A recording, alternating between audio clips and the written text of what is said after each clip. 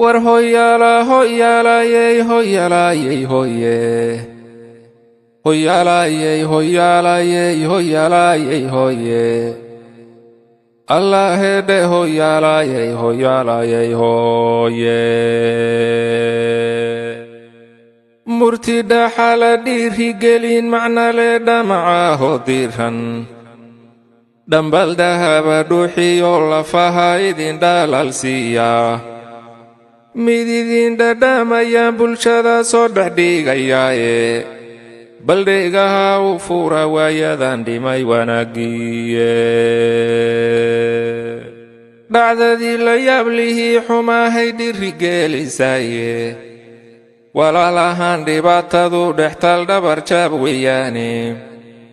dhalaashiyo dadkani dhowridid dhexelaawo waade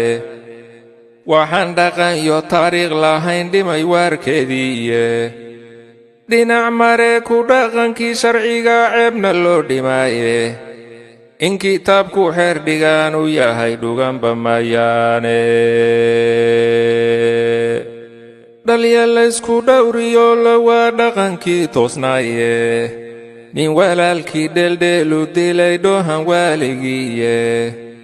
dhibka dhaca dhafoor xumaada iyo dhagarta hambaaqan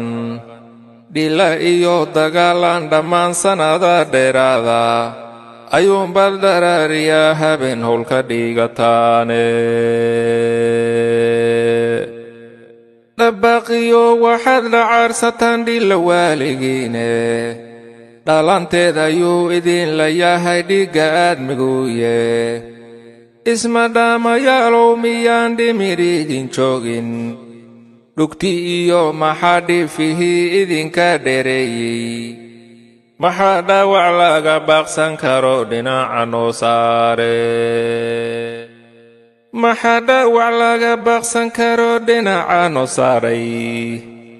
dhibanayaal maxaa idinka dhigay duldhacda u jooga